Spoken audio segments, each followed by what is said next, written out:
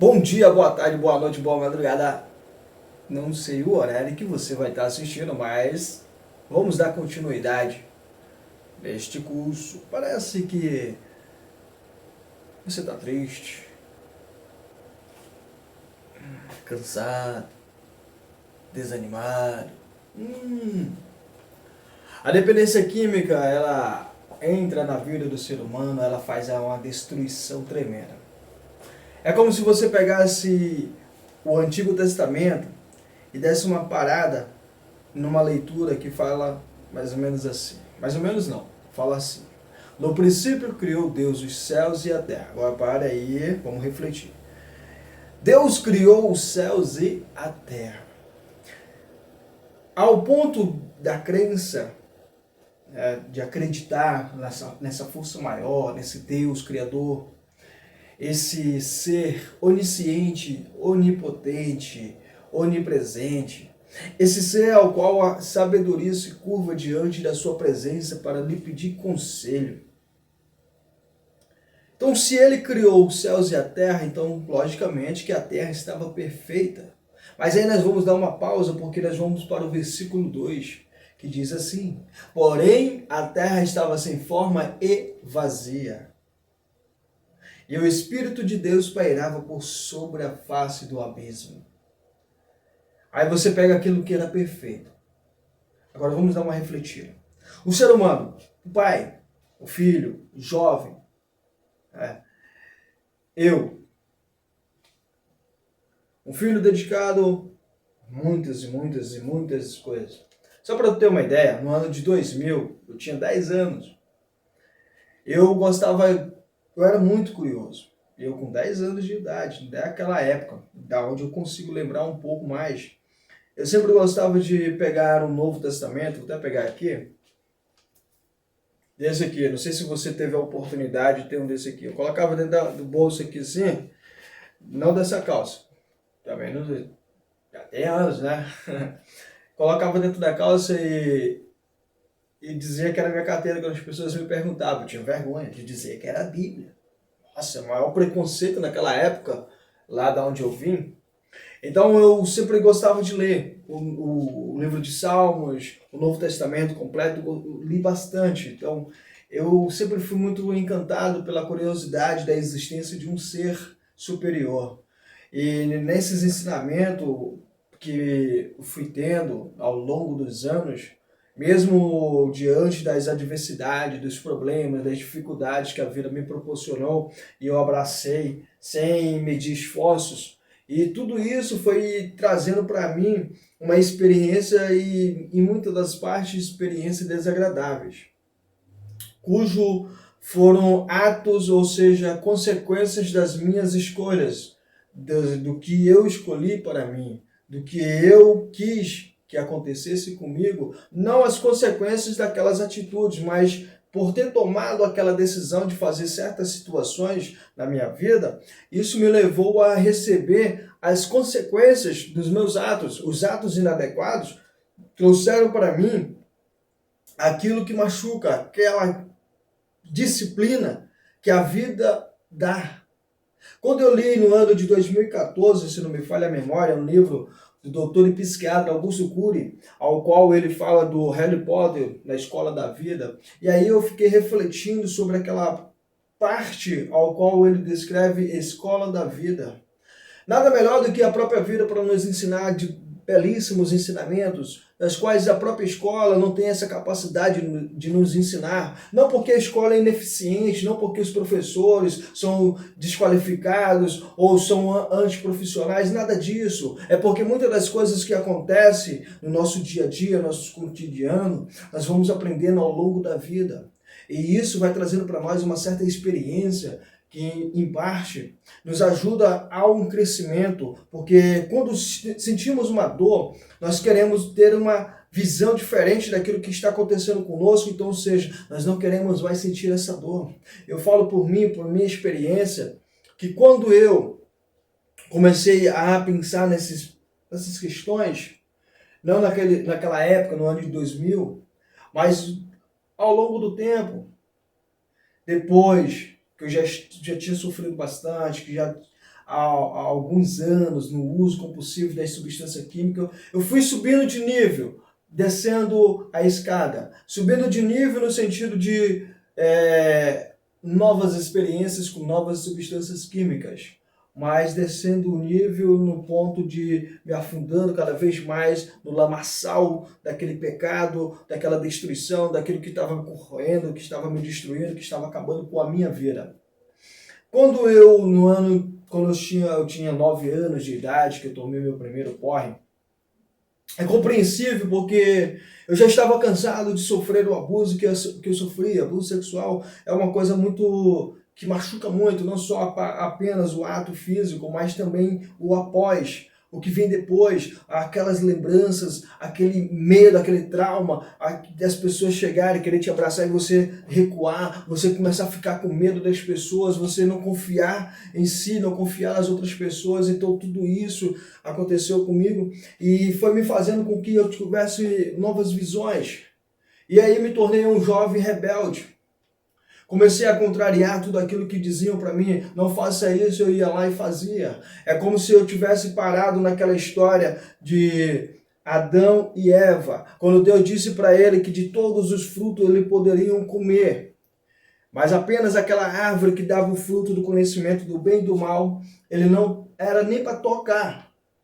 E aí a sua esposa vai lá, toca, arranca o fruto, começa a comer e lembra do seu esposo e leva até ele e ele também come. Ou seja, foi falado para ele não fazer e ele foi e fez, se rebelando contra a autoridade daquele que veio antes, aquele que sabia que aquilo lá era inadequado, ele sabia que aquilo lá não era correto. E mesmo assim, eu ainda fazia.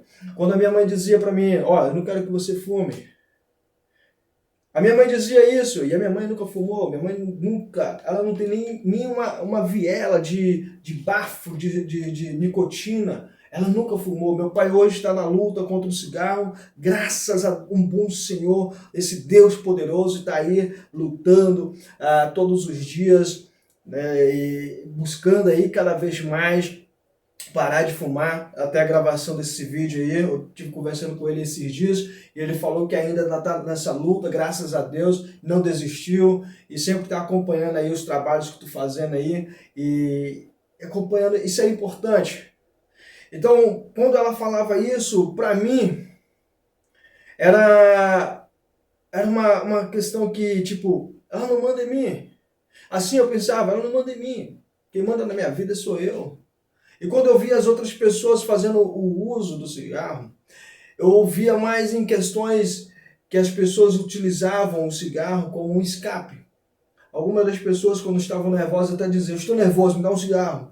Outro, estou estressado, me dá um cigarro. Então, tipo, eu estava começando a entender que o uso daquela substância química, ou seja, da nicotina, do tabaco, era para aliviar o estresse, o nervosismo, a raiva que a pessoa estava passando, ou quando uma pessoa dizia, estou com dor de dente, me dá um cigarro. Então tudo isso ia entrando aqui na minha cachola, ia me dando umas informações das quais eu comecei a analisar. Poxa, então isso aí alivia a dor. Mas a minha dor é maior, então, peraí. Quando meu tio estava bebendo, e aí ele vacilou lá, ele vacilou com um copo cheio da bebida alcoólica, puro álcool mesmo, a bebida mesmo, era o 51 antigo, tá? Dos primeiros. Não dos primeiros, não sei de que ano foi fabricado, falando daquela época para nós lá, tá? Eu tinha apenas 9 anos. E aí quando ele vacilou, eu fui lá, peguei o copo lá e bum, copo mais ou menos desse tamanho assim, deixa eu ver aqui, isso, desse tamanho assim, daqueles copão, que era até antigamente eram os copos de extrato de tomate que vinha dos símbolos dos times. E aí, meu tio vacilou, peguei tudinho. E eu sentado, levantei. Na hora que eu levantei, a cabeça girou. E eu só me lembro que eu passei pela minha avó, e a minha avó, o que tu fez, menino? E eu nada, só pulei na cama lá e a cabeça girou. E pronto. E depois daí não lembro mais nada. Eu lembro que depois veio uma ressaca dolorida. Mas aquele momento para mim foi crucial, porque naquele momento eu esqueci a dor que eu estava sentindo. Eu esqueci que eu tinha sofrido um abuso. Eu esqueci que, pela minha deficiência física, as pessoas estavam que pararam de zombar de mim. Então eu esqueci de tudo isso. E aí eu comecei a aumentar as doses, não com frequência, porque eu era apenas uma criança, e ainda outro detalhe, eu fazia quando eles vacilavam, quando os adultos estavam na bebedeira e vacilavam. E eu ia lá e tudo, porque os adultos lá, graças a Deus, da família, ninguém oferecia, né? Então eu ia lá e furtava. E aí, aos tempos, eu comecei a furtar o cigarro do meu pai, dos meus tios, dos outros parentes. E aí, aos poucos, fui me adaptando, entre aspas, com a substância química. E a bebida alcoólica, ela foi, por um bom longo tempo na minha trajetória, ela foi, entre aspas, parceira, minha companheira. Esteve comigo por muito tempo. E eu me lembro que em muitos dos episódios na questão da bebedeira, eu sempre bebia, mas eu não conseguia, tipo, igual alguns colegas, saíamos para beber, eles bebiam 1, 2, 3 doses, quando eles sentiam que já estavam ficando embriagados, eles paravam. Eu não, eu sempre fui aquele cara que era compulsivo mesmo. Quanto mais eu bebia, mais eu queria, mais eu ia ficando doidão. Quando eu via que a bebida era fraca, eu misturava com outras substâncias para poder ficar loucão, doidão mesmo, para me poder esquecer de tudo. Eu lembro que uma vez um colega meu foi me tirar do fundo do mar, do rio, ali na cidade de Tomé-Açu. Nós estávamos bebendo e aí eu comecei a beber feito um louco mesmo, assim, compulsivo, pá. E eu lembro que o colega já estava me tirando do rio, que eu já estava me afogando, já estava praticamente quase morrendo lá dentro. E o cara me tirou, pô. Então, tipo, eu queria de alguma forma eliminar aquela dor, eu queria tirar aquilo de mim, eu queria acabar com aquilo que estava corroendo, me destruindo por dentro. E todas as vezes que eu ia na igreja, eu falava isso com os pastores, com as pessoas que eu tinha conhecimento, e eles sempre botavam a mão na cabeça e falavam: expulsar esse demônio em nome de Jesus, e nada funcionava. Não existia a manifestação não acontecia, porque era realmente uma dor. Não era manifestação de espíritos malignos, era uma dor tremenda por dentro. E aí essa compreensão do entendimento não fazia parte deles, porque eles estavam focados na questão área espiritual. Não que isso não exista, mas a questão é, quando você se depara diante de uma dor de um ser humano, você tem que ver se essa dor ela é proveniente, ou seja, ela está acontecendo devido à questão da manifestação dos espíritos malignos, ou se aconteceu por alguma coisa que ocorreu na vida dessa pessoa. Mas eles não tinham esse conhecimento, então cada vez que eu ia eu já ficava constrangido, eu não gostava de ir. Eu mesmo, quando adolescente ainda, todas as vezes que eu ia na igreja, eu ia na frente. Todas as vezes. E aí eles utilizavam aquela frase que é muito utilizada dentro da igreja: você aceita Jesus? E lá estava eu. E todas as vezes estava lá de novo: aceita Jesus, aceita Jesus. E o pastor já até brincava às vezes: Rafael, de novo, você vai querer aceitar Jesus? Já falava assim, e aí eu estava lá. Mas aquela dor não sumia. Ela estava me consumindo, me destruindo por dentro. Várias e várias tentativas de suicídio. Eu ia falar homicídio, mas foi um erro, porque não foi homicídio, sim suicídio. Tentei por diversas vezes cometer o suicídio, acabar com a minha vida. Conheço algumas pessoas que infelizmente chegaram a cometer suicídio. Não suportaram essa dor tremenda dentro de si e se lançaram e se mataram. E quando eu me deparo diante dessa dor, aí eu começo a observar das coisas que aconteciam, e quando eu tentava me matar, e aí eu não conseguia, eu falava: Deus, nem para isso eu sirvo. Eu não sirvo nem para acabar com a minha própria vida, nem para destruí-la. Que tão inútil que sou. Por quê?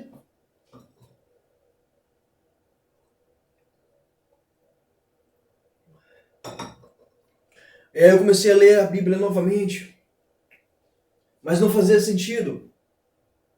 Parece que não tinha sentido nenhum. Todos os versículos, todas as partes bíblicas descritas, as histórias, as pessoas, aí eu comecei a me deparar com José. Mas José sofreu por algo que ele não fez e eu estava sofrendo por algo que eu fiz, mas aquele ato, o ato do abuso sexual não foi eu. O que eu fiz para merecer aquilo? Nasci, existi. Foi isso que eu fiz? Por uma lógica, pela uma ocorrência daquilo que existe, daquilo que acontece. Por quê? E quando eu me deparo diante de José, que foi lançado pelos seus irmãos dentro de uma cisterna, quão selvagem foram aqueles homens ao lançar o seu irmão, sangue do seu sangue, dentro de uma cisterna, sem se preocupar com como seria a queda do rapaz, sem se preocupar no que estaria sofrendo aqui dentro dele. E aí eu volto a Jesus.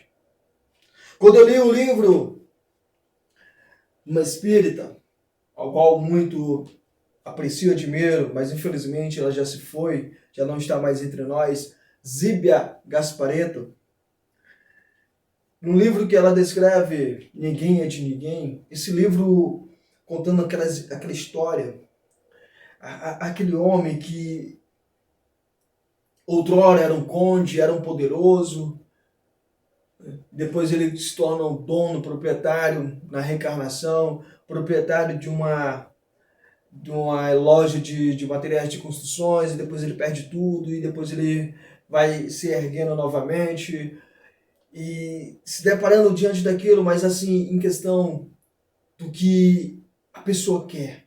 Por que ela quer? Ela não tem o poder de simplesmente tomar para si a vida de outro. Mas quando eu me deparei diante do uso compulsivo da substância química, que aí fui passando, o álcool já não estava mais fazendo aquele tanto efeito, eu comecei para a maconha. E comecei a entrar na maconha. Hoje existe uma grande guerra, uma grande percussão de pessoas querendo que seja liberada a substância química maconha. Bom, lutem suas guerras, suas batalhas, mas para mim não me serviu, para mim não teve efeito, não em questão de melhora. Essa substância química, ela me tornou uma pessoa, na época do uso, uma pessoa mais triste. Eu viajava muito. Minha mente, ela ia muito às coisas que da não existência, mas assim de uma forma como se existisse. É o chamado viagem. Pegando viagem. E eu, aos poucos, comecei fumando metade de um beck, depois fui aumentando. Não cheguei a fumar 20 cigarrinhos por dia, mas uma grande quantidade. E tudo isso, todos os dias eu acordava cedo, já acendia um, já antes de 7 horas já outro, e assim ia passando o dia. Até que chegou um ponto que também essa mesma substância já não estava fazendo mais tão efeito. E aí foi o momento que eu tentei ir para a cocaína, mas não consegui. Foi a primeira vez que eu usei, mas já para inalar pelo nariz, aquela coisa toda, aquele monte de pó entrando ali assim, foi uma agonia e um desespero, e eu descartei. E nisso aí veio o Tienen, uma substância química também, que é muito utilizada para diluir tinta, essas coisas. E aí eu comecei a usar, é mais barato, mais facilidade para conseguir, e no uso me tornei compulsivo todos os dias. E aos poucos tudo isso foi me acabando, foi me destruindo, foi detonando com a minha vida. Até que chegou ao ponto, quando eu completei 18 anos de idade, eu conheci o crack. Se já estava ruim, aí eu lembrei novamente de José. O cara era amado pelo pai e odiado pelos irmãos. Foi vendido pelos próprios irmãos, depois de ter sido lançado dentro de uma cisterna. Antes foi zombado, depois de zombado, lançado dentro de uma cisterna. Depois de lançado na cisterna, foi vendido como escravo. O cara tá lá. Agora é escravo. Aí ele vai para casa de Potifar. Parece que tá tudo bom, tudo perfeito. Porque ele tá fazendo com que Potifar prospere. Então tá tudo bacana. Aí vem a mulher do Potifar, dá em cima do cara, o cara diz que não, ela vai e o acusa de abuso sexual. Aí ela vai ele para prisão. Aí é a prisão que eu falo da substância química chamada crack. Aprisionado. Todos os dias, no uso compulsivo. Preste atenção em algumas situações que algumas pessoas fazem. A pessoa está ali, ajeita a droga. Eu não vou fazer menção para depois não... Porque às vezes tem criança que assiste, eu não quero que a criança interprete isso de uma forma inadequada. Então, a pessoa pega a substância química, ajeita lá tudinho para usar. E ela está ali com a quantidade certinha diante da visão. E ela está aqui procurando no chão. Todo assustado. Eu fazia muito isso. Ficava todo assustado, olhava para um lado, olhava para o outro. E aquela coisa toda, a sombra... Fazia um movimento, a minha sombra passava, eu...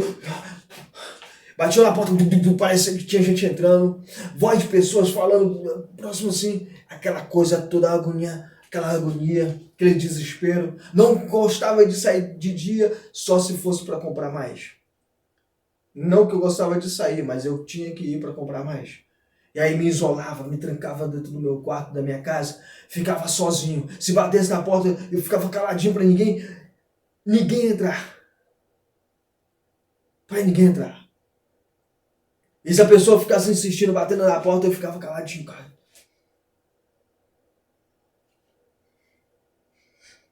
Colocava coberta por cima assim para me esconder dentro da minha própria casa e ninguém dentro, só eu.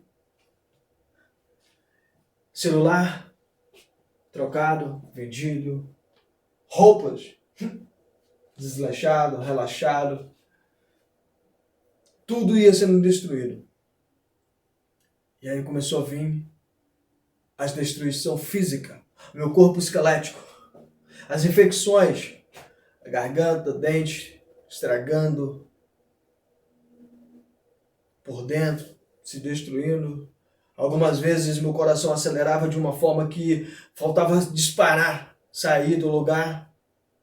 Algumas vezes eu passei mal mesmo, não tive overdose, mas já tive quase, não foi completo, mas quase algumas vezes pelos sintomas, parada cardíaca.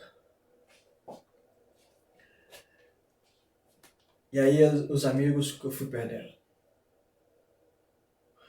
Um grande amigo meu de infância, já relatei algumas vezes, já na infância, até a mesma namorada a gente dividiu, compartilhou. E não tinha malícia nenhuma, a gente não tinha maldade nenhuma. Ele foi almejado por 2 tiros, consequências dos atos inadequados devido ao uso compulsivo da substância química chamada crack. Outro amigo foi esfaqueado, outro recebeu várias pauladas, jovens, mulheres mortas, pessoas que sofreram isso, infelizmente. E aí muitas pessoas falam, mas isso é frescura na tua pele porque você não está vivendo, você não está passando por isso, você nunca teve que passar por isso.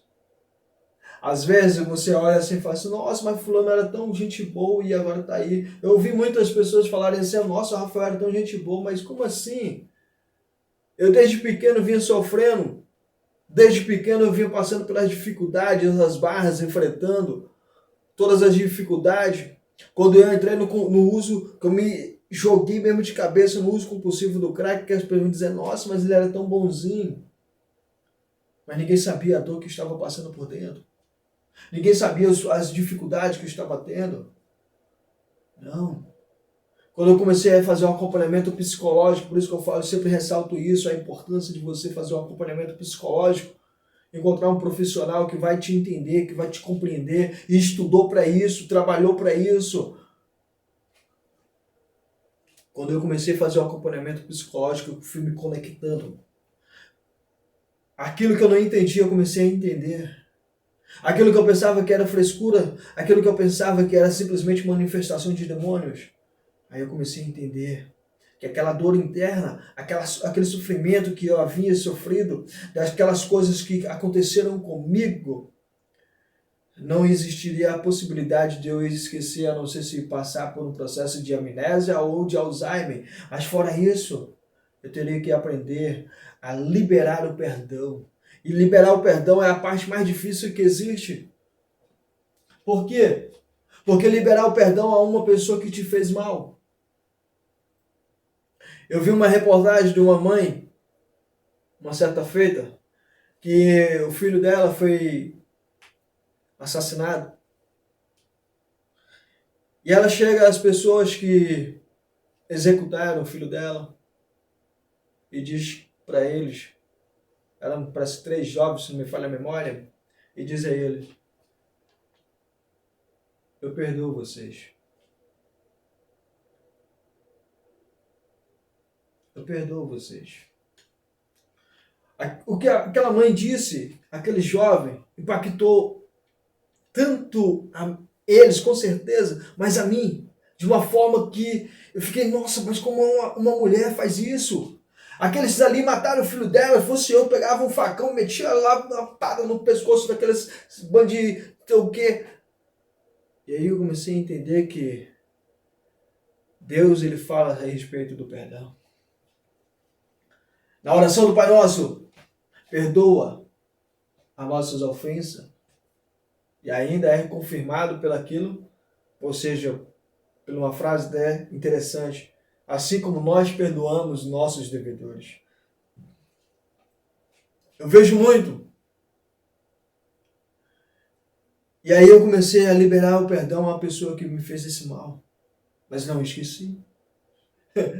Não esqueci. Doía. Ainda dói. Ainda machuca. Mas eu comecei a trabalhar o perdão, um processo lento, demorado, difícil. E comecei a me perdoar. E aí eu comecei a entrar naquele processo que o doutor e psiquiatra Augusto Cury fala. Fazer uma mesa redonda do eu. E colocar o eu para ser autor e ator principal do script da sua vida, da sua história, do filme da sua história, da sua existência. E aí eu comecei a falar, peraí, porque eu estou chateado comigo por uma coisa que aconteceu comigo quando eu era apenas uma criança, eu não tinha como me defender. O que eu poderia ter feito naquela época? E se eu tivesse matado ele, será que eu iria conseguir viver com aquilo? Será que eu iria dormir de noite tranquilo? Sabendo que eu tirei a vida de alguém, mesmo se esse alguém fez o mal para mim? O que eu tenho que fazer? Eu tenho que começar a perdoar. Aí eu me lembro que Jesus Cristo, pendurado na cruz do Calvário, ele disse, Pai, perdoa-lhes, pois não sabem o que fazem. Mas quando Jesus Cristo disse isso, ele não simplesmente disse porque ele estava pendurado na cruz do Calvário. Não. Pedro andava com ele, mas Pedro errava demais. Mesmo assim, Jesus Cristo o perdoava. A mulher foi pega no ato do adultério. Segundo a lei, aquela mulher deveria ser apedrejada. Jesus Cristo disse, aquele que não tiver pecado seja o primeiro a tirar a pedra. Jesus Cristo era o único entre aquelas pessoas que estavam presentes, que não tinha pecado. E mesmo assim ele não atirou a pedra. Ele disse para aquela mulher ainda, cadê os teus acusadores? Se eles não te condenam, muito menos eu, vai-te em paz e não peques mais. Ou seja, não cometa o mesmo erro, não seja insana. Repetir os mesmos erros, procurando resultado diferente, é insanidade. Não vai dar certo. Imagina só, um cego, ele está caminhando por uma rua, ele cai naquele buraco. No dia seguinte ele pega uma muleta, ou uma bengala, ou algo ou chamar alguém de sua confiança, ou um cachorro, daqueles cachorros condutores, e vai caminhando. E aí você vê que ele está sendo sábio. Ele não vai cair no mesmo buraco. Não. Sabe por quê? Porque ele não é insano. Ele tem uma deficiência que está procurando agora compensá-la. Ou seja, dar uma repaginada na sua existência, fazendo a diferença.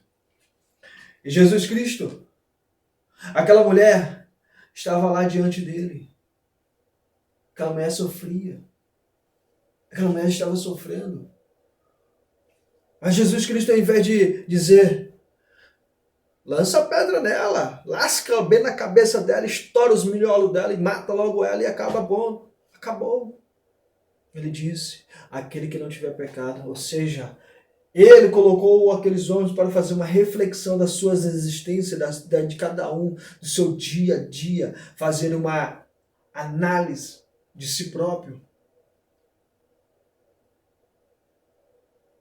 A dor, ela ocorre. E as consequências do atos inadequados, elas também chegam.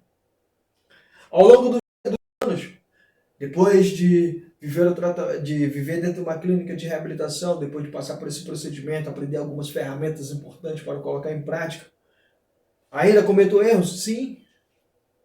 É difícil. O pós-tratamento, ou seja, pós-clínica de reabilitação, é a parte difícil. Porque você ainda vai, além de tentar colocar em prática, você tem que ter disciplina. Doutor e psiquiatra Augusto Cury, ele descreve que sonhos sem disciplina não funciona, não dá certo. Gera frustrações, desesperos. Mas sonhos com disciplina te levam ao topo. Então tenha a disciplina. Cometi alguns erros. Tive um relacionamento passado logo após da clínica. Cometi erros. Falhei como esposo, como responsável. Falhei. Mas ao invés de baixar minha cabeça e simplesmente começar a me martirizar, me machucar, me destruir, ergui minha cabeça e falei para ele, eu errei sim, beleza. Agora eu vou dar continuidade na minha vida. Eu errei aqui, vou procurar não errar mais. Vou erguer minha cabeça, fazer diferente. Se foi aqui que eu caí, então peraí, eu não vou mais caminhar por aqui, vou mudar os meus passos. Porque as consequências vêm. As consequências vêm. Então se você acha que só colocar dentro de uma clínica de reabilitação já resolveu o problema, ele vai resolver até o período que ele está lá dentro e depois que ele sair. É a parte mais difícil, colocar em prática, estar todos os dias trabalhando, todas as ferramentas, honestidade, ser honesto consigo e com os outros, ter fé, praticar aquilo que se acredita, ter mente aberta, começar a ver novos horizontes, aprender a respeitar as outras religiões, respeitar as outras pessoas. Ah, mas espera aí, a minha religião, tua religião nada.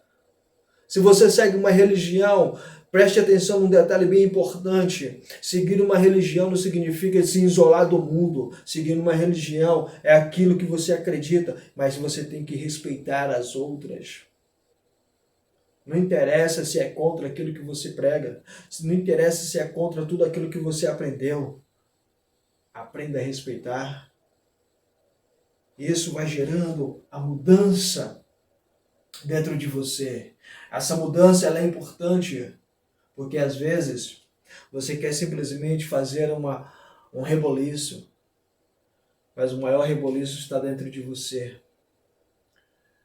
No uso compulsivo da substância química crack, quando você decide parar de usar, você começa a perceber todas as dificuldades que você vai encontrar. É por isso que Jesus Cristo disse que o caminho é estreito, é espinhoso, machuca. Há vários tropeços, não que o caminho seja para você tropeçar, mas sim para você se superar. Todas as vezes, em todas as dificuldades, todas as vezes que você dá um passo e você se machucar, você não vai querer voltar. Mas existe também um caminho fácil, um caminho aberto, largo, imenso, mas ele te leva à destruição. E qual é esse caminho? É você continuar no uso da substância química. É mais fácil você ir lá comprar, é mais fácil você ir lá furtar, roubar, assaltar, tirar de alguém e comprar a sua droga e se isolar no seu canto e continuar usando. É mais fácil. O mais difícil é você colocar em prática todos os dias. Eu vou mudar, eu vou parar de usar, eu nunca mais vou usar essa substância química. Eu vou mudar a minha vida. É você se colocar diante do espelho, despido, sem nada, sem nenhuma veste, e dizer como tu é bonito, como tu é inteligente, como tu é guerreiro, como tu é batalhador. E você dá continuidade na tua existência. Eu olho para tudo isso e começo a observar todos os passos que já trilhei, todas as vezes que já falhei, todas as vezes que eu comecei a chorar por não ter conseguido alcançar os meus objetivos, meus sonhos, mas todos os passos, até hoje, me levaram a entender que o mais importante da luta é se sentir como um vitorioso. Porque se eu me sentir como um vitorioso, eu serei um vitorioso. Porque eu vou lutar para ser um vitorioso. Um grande jogador de renome conhecido no mundo todo, Cristiano Ronaldo, ele diz: eu sou o melhor. Porque se eu não pensar que eu sou o melhor, exatamente. As consequências do uso da substância química, ela acontece, ela existe. O pós-uso é a parte mais difícil. Não ache que aconteceu um tsunami na tua cidade, ou seja, na tua vida, na tua família, e não vai ter destruição. Vai ter. Vai ter pessoas que estão zangadas, que não querem ver mais tua cara. Eu tenho parentes que não querem nunca mais falar comigo, já juraram que não querem nem que eu apareça no enterro, se eles morrerem primeiro do que eu. E se eu morrer primeiro, eles não vão aparecer e pronto, acabou. Destruição. E aí? O que fazer? Tu vai obrigar essa pessoa a te perdoar? Não. Tempo ao tempo. Paciência. Salomão descreveu: há tempo para todo propósito abaixo dos céus e em cima da terra. Todo propósito tem seu tempo. Então, tempo ao tempo. Reparação se faz, sim, claro. Você fez sua reparação, a pessoa não quer? Ótimo, beleza, segue sua vida. Dá continuidade na sua vida. Mas não esqueça, você que fez aquilo. Então, consequências. Consequências existem? Sim. Atos inadequados foram feitos. Talvez as consequências. E diante das consequências, os prejuízos. E os prejuízos, você não pode descartar. Você tem que avaliar o que você perdeu e queira não perder de novo. E quando você reconquistar, que você vai reconquistar, se você lutar, claro, né? Assim como eu já reconquistei bastante. Quando você reconquistar, lute para você não perder de novo. Porque se você perder de novo, para reconquistar, é praticamente impossível. É muito. Tem mães que já desistiram de seus filhos. Foram tantas promessas que não foram cumpridas, tantas oportunidades que foram dadas e não foram aproveitadas, que desistiram. Esposas que desistiram. Filhos que desistiram. E aí diz: ah, mas não pode abandonar o filho, não pode abandonar a esposa, não pode abandonar o esposo, não pode abandonar isso, aquilo, outro e tal. Mas peraí, não é assim. Acontece que quando o tsunami vem, destrói. E quando ele destrói, deixa rastro de destruição. Muitas pessoas são machucadas. Muitas pessoas perdem. E ninguém quer perder. Então agora é só respeitar.